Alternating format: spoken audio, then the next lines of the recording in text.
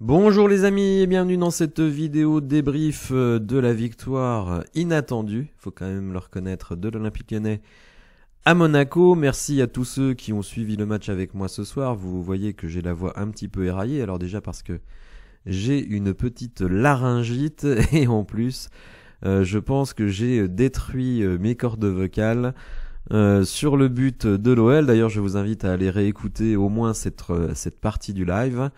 Et ce qui est intéressant sur cette action, c'est qu'on sent le truc venir. Une action tout à fait extraordinaire de la part de l'OL. Alors, extraordinaire de la part de cet OL, hein, avec d'autres OL, on serait moins surpris. Et conclu par Jeffinho. Et ce qui est fou, c'est que finalement, c'est beaucoup de joueurs qui étaient au placard qui finalement sont impliqués dans l'action. Que ce soit Maitland-Niles, Jeffinho ou Kadewere. Bref, ça a été assez fou, cette histoire-là. Alors avant le match, j'avais lancé un sondage et vous étiez, quand même plus de 1000 participants. Donc merci encore à tous ceux qui participent au développement de la chaîne. Vous étiez quand même à peu près 40%. Bon, ça a augmenté parce qu'il y a des gens qui votent après le match. Pronostic, c'est plutôt avant. Enfin bon, bref. Donc vous étiez à peu près 40% à nous voir gagner à Monaco hein, dans la foulée du match face à Toulouse. 40% voyaient une victoire de l'ASM dont je faisais partie, hein, je vais être honnête avec vous. Et environ 20% voyaient un match nul. Alors si on veut être parfaitement honnête, il est certain que c'est un énorme hold-up. Hein. Et comme dit le titre de la vidéo, un hold-up en bande organisée parce qu'en fait... Ce qui a été plaisant, je trouve, dans ce match, c'est qu'on a senti une équipe de l'Olympique Lyonnais bien en place, solidaire, qui donc joue, attaque et défend en équipe. Et ça, c'était plaisant. Alors pendant longtemps, l'idée, ça a été de protéger le match nul. Mais déjà pendant le live, je disais, quand même, on a des situations de contre-attaque, on a des situations... de jeu de transition, il suffirait qu'il y en ait une seule qui passe, parce qu'avant ça c'était quand même délicat, il suffirait qu'il y en ait une seule qui passe et vous faites le hold-up parfait et c'est exactement ce qui s'est passé avec des joueurs franchement qu'on n'attendait pas, mais on ne va pas évidemment faire la fine bouche. Alors justement à l'image on voit Mata, on voit Enrique, Jeffinho, Kadewere, Kaletachar dans le fond.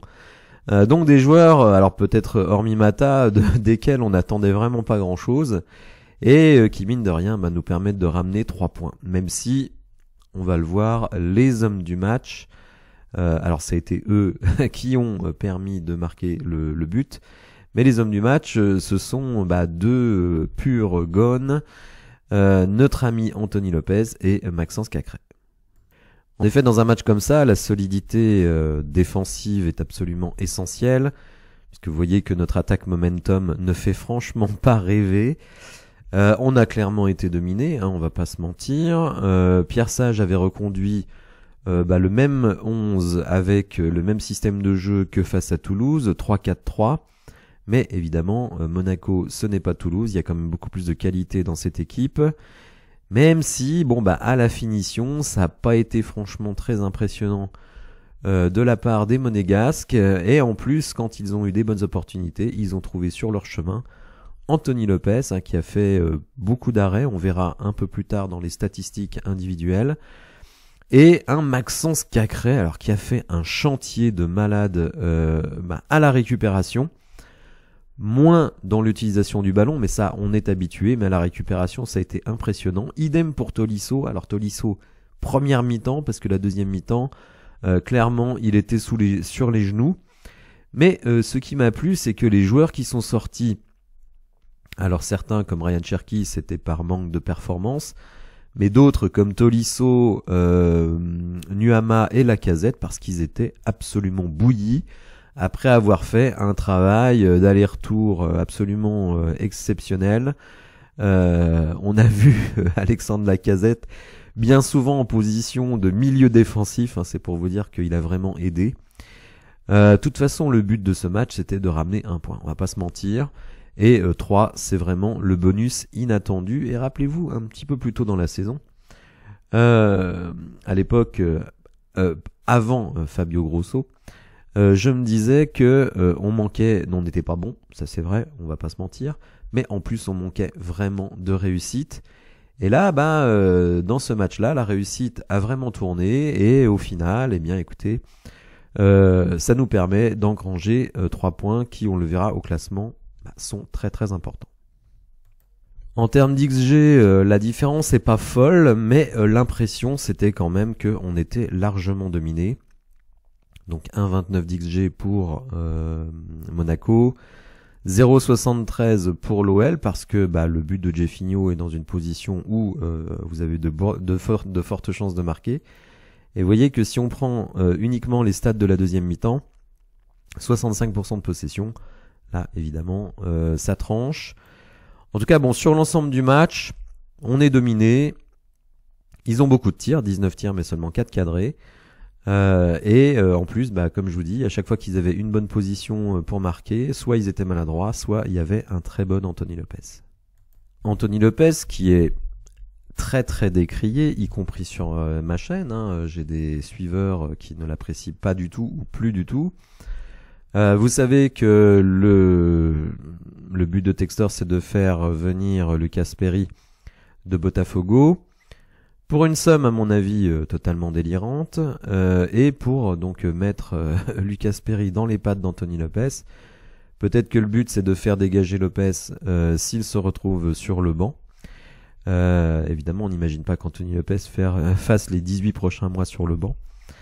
Et je pense d'ailleurs qu'il pourrait trouver preneur parce que même si il est décrié, selon moi ça reste quand même un gardien très intéressant, un peu old school, c'est-à-dire avec un jeu de pied très très médiocre, mais par contre sur sa ligne c'est un chat et il va chercher des balles que beaucoup ne pourraient pas sortir. Donc en tout cas sur les 2 derniers matchs vous le voyez à l'écran, 10 arrêts pour Anthony Lopez, donc face à Toulouse et face à Monaco. Et d'ailleurs certains me disent ah oui mais regarde le nombre de points que Anthony Lopez nous a coûté. Oui mais il faut pas oublier les points aussi qu'il a rapportés. Et je rappelle que face à Toulouse il arrête un penalty, il arrête aussi un tir qui aurait pu permettre à Toulouse de revenir à 2-1 en deuxième mi-temps. Donc 2 fois il préserve un 2-1. Et si Toulouse revient à 2-1, on ne sait pas ce qui peut se passer derrière. Et hier clairement il nous a permis pendant longtemps d'espérer prendre au moins un point, ce qui aurait déjà été une bonne performance à Monaco. Et au final, avec un contre-assassin, on a réussi à engranger les 3 points. Alors justement, le marqueur Jeffinho, vous le voyez à l'écran là aussi. Jeffinho est le premier joueur remplaçant de l'OL à marquer en Ligue 1 depuis Barcola le 2 avril 2023. Donc c'est vous dire tout ce que peut nous apporter notre banc, c'est-à-dire pas grand-chose. Maxence Cacré, lui aussi, qui se prend des volées de bois vert absolument de partout.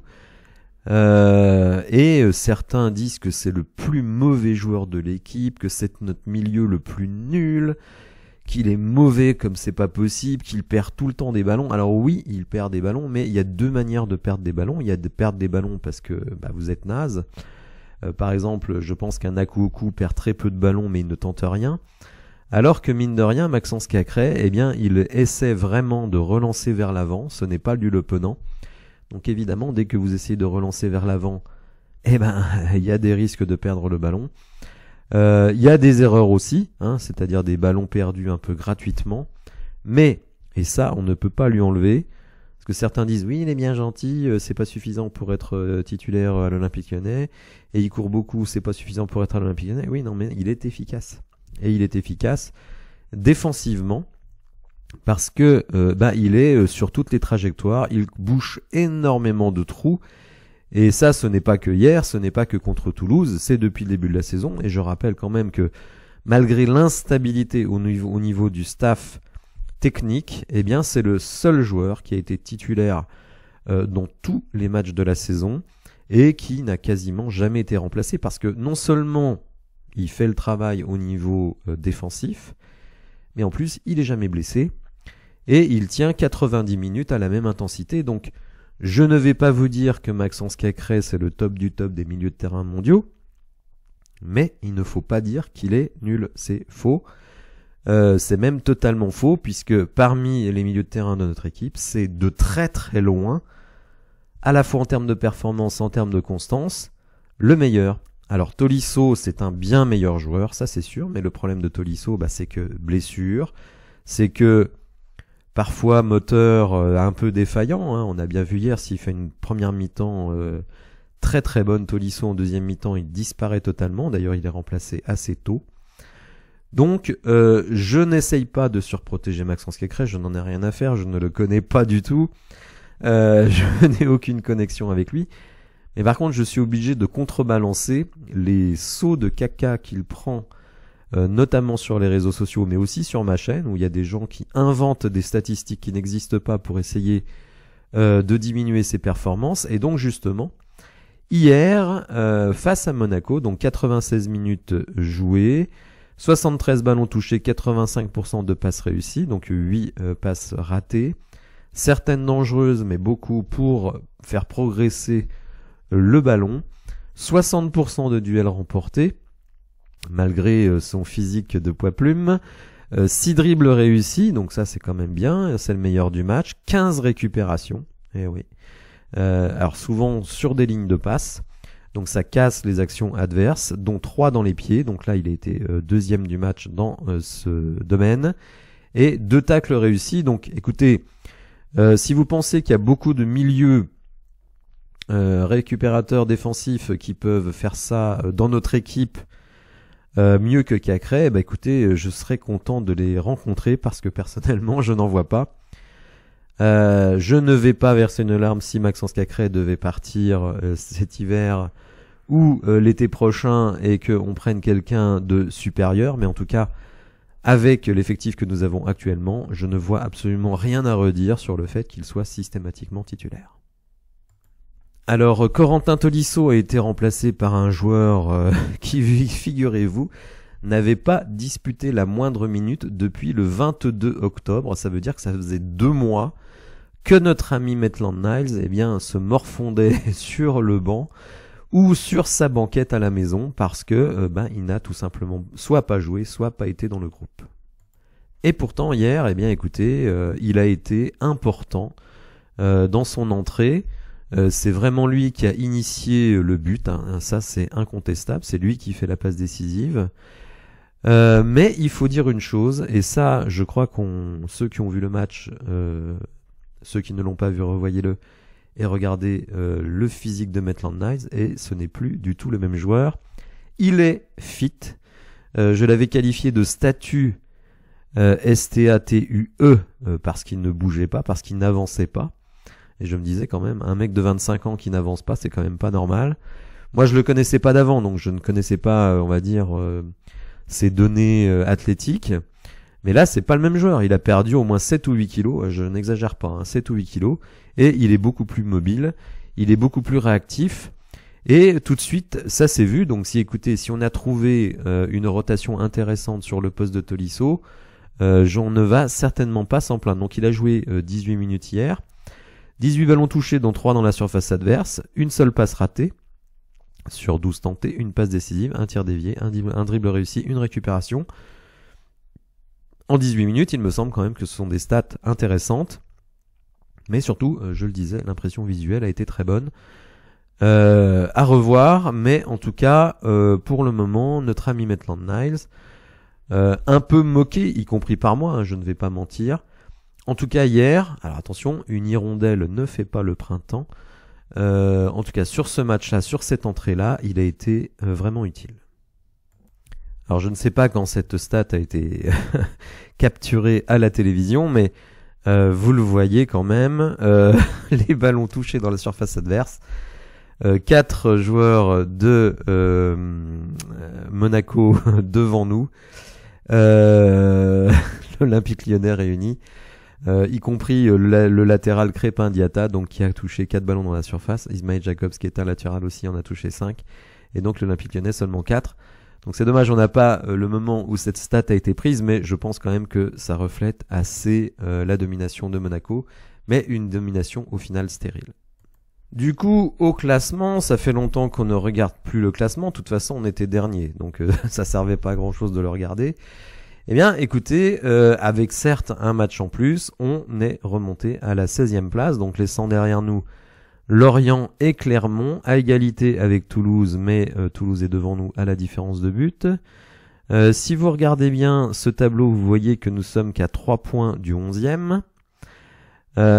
Donc, si on arrivait à s'imposer face à Nantes, eh bien écoutez, on se replacerait juste avant la trêve hivernale confortablement.